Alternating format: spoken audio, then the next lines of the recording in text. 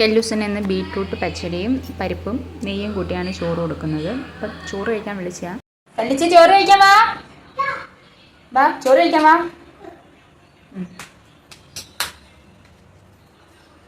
പൗഡറിൻ്റെ അകത്ത് കളിച്ചുകൊണ്ടിരുന്നത് എന്തായാലും വിളിച്ചപ്പോഴേ ഇങ്ങ് ഓടി വന്നു.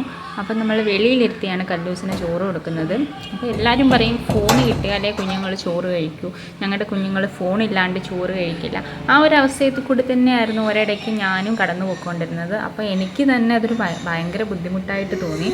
അങ്ങനെയാണ് ഞാനിങ്ങനെ ഇവളെ പയ്യെ വെളിയിലോട്ടൊക്കെ വിളിച്ചുകൊണ്ട് പോയി ചോറ് കൊടുക്കാൻ തുടങ്ങിയത്. എന്നും പറഞ്ഞ് നമുക്ക് റോഡിലൊന്നും കൊണ്ടല്ല, നമ്മളിവിടുത്തെ സ്റ്റെപ്പിലിരുന്നാണ് ചോറ് കൊടുക്കുന്നത്.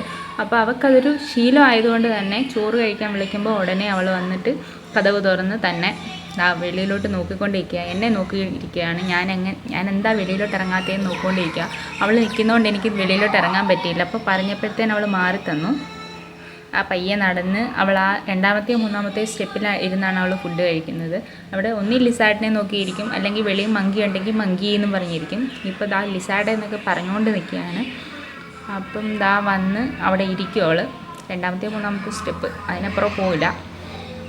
വന്നിരുന്നിട്ട് അവിടെ ഉടുപ്പിൽ പൂച്ചയൊക്കെ ഉണ്ടെന്ന് പറയുകയാണ്. അപ്പോൾ ഫോൺ പതിവില്ലാതെ ഫോൺ കണ്ടപ്പോഴത്തേനും ഫോൺ നോക്കിയിട്ട് എന്തൊക്കെയോ കുരുത്തക്കേടൊക്കെ ഒപ്പിക്കുകയാണ്.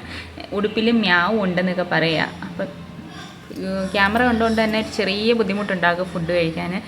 എന്തൊക്കെയോ ഗോഷ്ടി കാണിച്ചുകൊണ്ടിരിക്കുന്നു.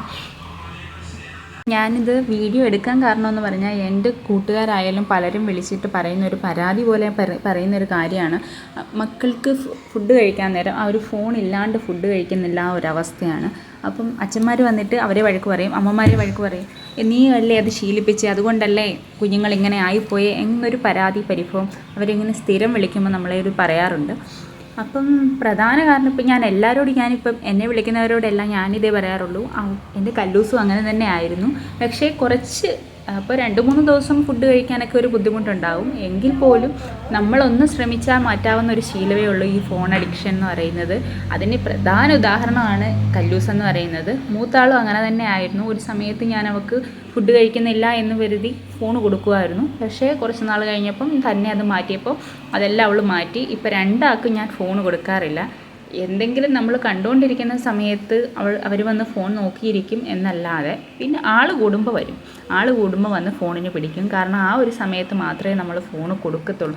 കാരണം വഴക്കിടണ്ടാലോ അല്ലെങ്കിൽ ബഹളം വെപ്പിക്കണ്ടാലോ എന്ന് വെച്ച് ആ ഒരു സമയത്ത് ഫോൺ കിട്ടുമല്ലോ എന്നുദ്ദേശിച്ച് മൂത്താൾ വന്നിട്ട് ഫോണിന് വഴക്കിടാറുണ്ട്. അല്ലാണ്ട് വീട്ടിൽ ഇരിക്കുന്ന സമയത്ത് ഒരിക്കൽ പോലും ഫോണ് വേണം, ഫോണ് താ എന്ന് രണ്ടുപേരും പറഞ്ഞിട്ടില്ല. ഈ ഒരു സമയത്ത് ഇതിന് മുമ്പ് പറയുമായിരുന്നു, ഇപ്പോൾ പറയലില്ല.